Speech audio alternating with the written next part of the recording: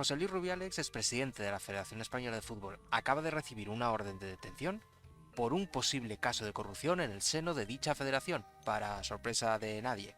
Y yo he querido aprovechar la coyuntura para mostrarte 7 casos de escándalos deportivos que probablemente no conocías y que seguro no te dejarán indiferente.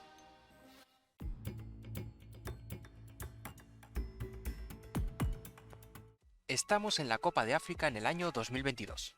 En la fase de grupos se enfrentaban Túnez y Mali. Todo transcurrió con normalidad dentro de lo que es un partido de fútbol hasta el minuto 85. En ese momento, el árbitro, Gianni Chikazwe, decidió señalar el final. El partido se había terminado. Y estarás pensando que cómo ha podido pitar el final 5 minutos antes del tiempo reglamentado. Eso nos preguntamos todos y fue exactamente lo que reclamó el cuerpo técnico y jugadores de Túnez, que en aquel momento perdían por 1-0. Ante las protestas, el colegiado decidió reanudar el encuentro, pero el despropósito no terminaría ahí, sino que 4 minutos después, lo que correspondería al minuto 89 de partido, vuelve a señalar el final, otra vez sin que se haya llegado al mínimo de tiempo estipulado por la norma, los 90. Los jugadores tunecinos no daban crédito, pero esta vez sus protestas no iban a surtir ningún tipo de efecto, y los equipos se fueron a los vestuarios pensando en que todo había terminado.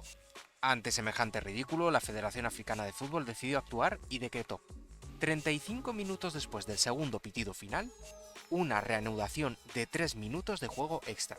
Mali saltó al campo, pero la delegación tunecina se negó, en señal de protesta.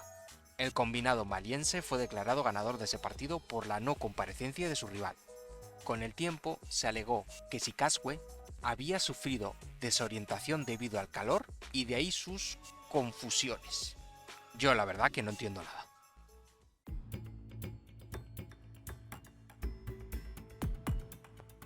Una de las pruebas más duras del mundo es sin duda el maratón.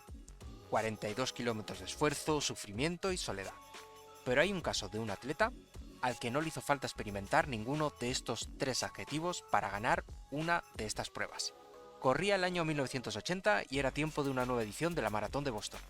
Patty Lyons, Jacqueline Garot y Ellison Goodall se estaban jugando el triunfo de la clase femenina en los últimos kilómetros, cuando Garot tomó ventaja. El público la animaba gritándole que le quedaba muy poco para ser la ganadora. Para su sorpresa, cuando afrontaba los últimos metros, alguien había llegado antes que ella, pero Garot no había notado que nadie la hubiese adelantado en ningún momento. ¿Quién había ganado entonces? Se trataba de Rosy Ruiz, corredora de origen cubano que había cruzado la meta unos minutos antes que Garot. Era una total desconocida, y pese al desconcierto inicial, pronto empezó a levantar sospechas.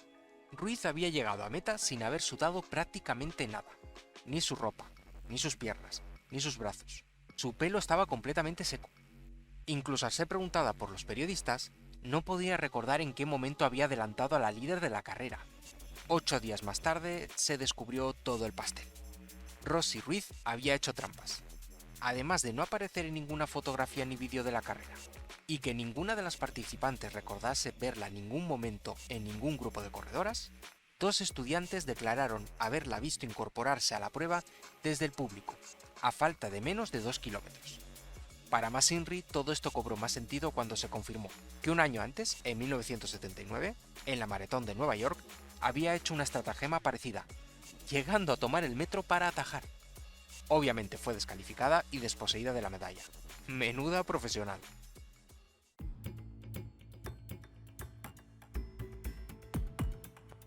A principios de los 90, Tonya Harding era una de las patinadoras sobre hielo más prometedoras de los Estados Unidos.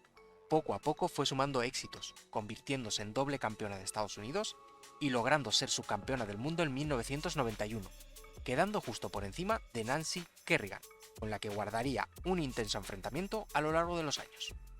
Según declaraciones posteriores de Harding, para la prensa, Nancy era una princesa y ella un trozo de mierda. Y esto nos lleva a uno de los escándalos deportivos más impactantes de las últimas décadas. El 6 de enero de 1994, Kerrigan, mientras entrenaba para el Campeonato Americano de Patinaje, fue atacada por un desconocido a la salida de su práctica. El energúmeno le propinó un golpe con un bastón telescópico a la altura de la rodilla, lo que provocó una lesión que impidió que Nancy compitiese en el Campeonato Americano, campeonato que por cierto ganaría Harding. En investigaciones posteriores se descubrió que Jeff Guillory, ex marido de Harding, había contratado al atacante de Kerrigan para que lesionase a la patinadora, buscando su no participación en las Olimpiadas de este mismo año. Guillory confesaría y además involucraría a Harding, de la que dijo que estaba al corriente de todo el plan. Pero el karma hizo su trabajo, y Kerrigan pudo competir en las Olimpiadas, quedando segunda. Su rival, Tonya, solo pudo ser octava. Tonya Harding fue desposeída de su título de campeona de América del 94 y obligada a retirarse de la Asociación de Patinaje Artístico de los Estados Unidos. Años más tarde incluso se haría una película sobre este caso.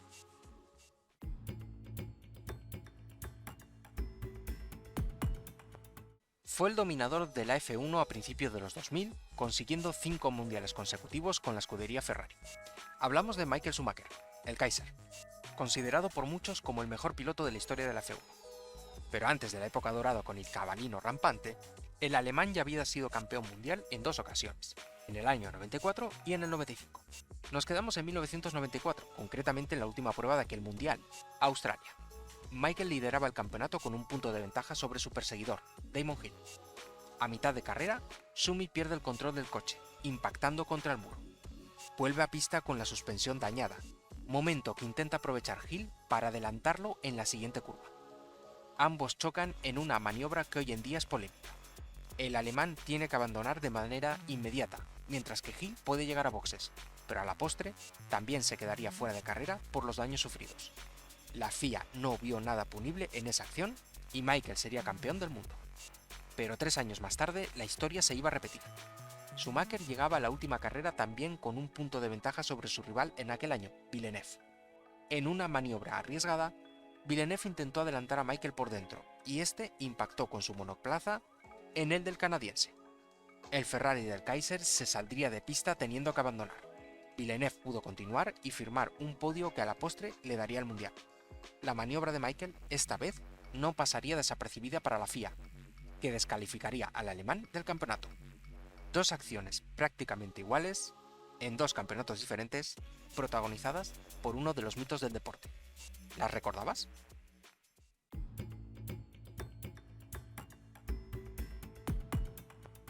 Madeline de Jesús era una atleta multidisciplinar puertorriqueña.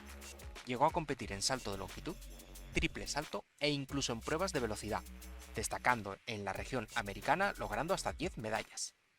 También consiguió competir en 2 Olimpiadas, pero desgraciadamente no pasará a la historia por su talento deportivo. En los Juegos Olímpicos de 1984 de Los Ángeles, Madeline se lesionó en la prueba de salto de longitud, su especialidad. Pero no era la única prueba en la que iba a participar la atleta de Puerto Rico, ya que también estaba destinada a correr el relevo de 4x400. Obviamente era imposible para ella poder competir estando lesionada. Las Olimpiadas se habían terminado para ella, pero no para su hermana. Sí, Madeline tenía una hermana, Margaret, también atleta, y además eran gemelas. ¿Y por qué estamos hablando de Madeline en este vídeo? Pues porque no se le ocurrió mejor manera de solucionar el problema de su lesión que llamando a su hermana idéntica para que ocupase su puesto en el relevo. Nadie notó la diferencia, y Puerto Rico avanzó a la final.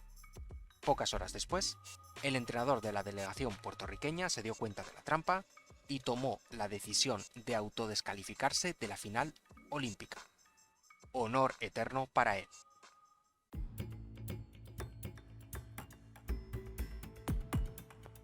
...1989... partido clasificatorio para el Mundial de 1990 entre Brasil y Chile. La selección andina necesitaba ganar para acceder a la clasificación, mientras que a la canariña le servía el empate. El escenario era el mítico Maracaná. Brasil iba ganando el partido por 1-0, pero todo daría un giro en el minuto 67. Una bengala cayó al terreno de juego. Roberto Rojas, el portero que defendía la meta chilena, estaba tirado entre el humo de la bengala. Se tapaba la cara transmitiendo síntomas de dolor. Al retirarse las manos, Rojas tenía la cara ensangrentada. El equipo chileno al completo decidió retirarse al túnel de vestuarios ante la situación, negándose a completar el partido por no tener la certeza de poder disputarlo con seguridad. Pero se les olvidó un detalle. Un periodista argentino fotografió la secuencia del lanzamiento de la bengala.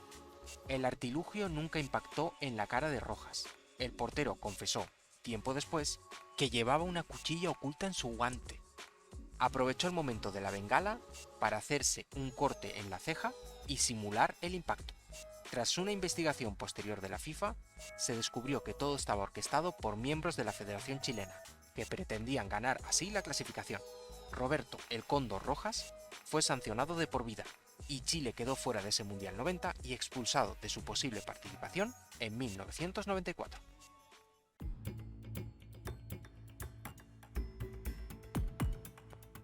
Y llegamos al momento más álgido y polémico de todo el vídeo, al culmen. A mi parecer, los 6 casos anteriores se quedan en una anécdota comparado con este. Nos enmarcamos en las Paralimpiadas de Sydney 2000, y más concretamente en la sección de baloncesto, donde se celebraba una competición entre 8 naciones con discapacitados intelectuales. España ganó todos los partidos sin apenas dificultades, plantándose en la final ante el combinado ruso. La delegación española vencería por un contundente 87-63, proclamándose campeona. ¿Cuál es el escándalo? 10 de los 12 jugadores que participaron no tenían ningún tipo de discapacidad.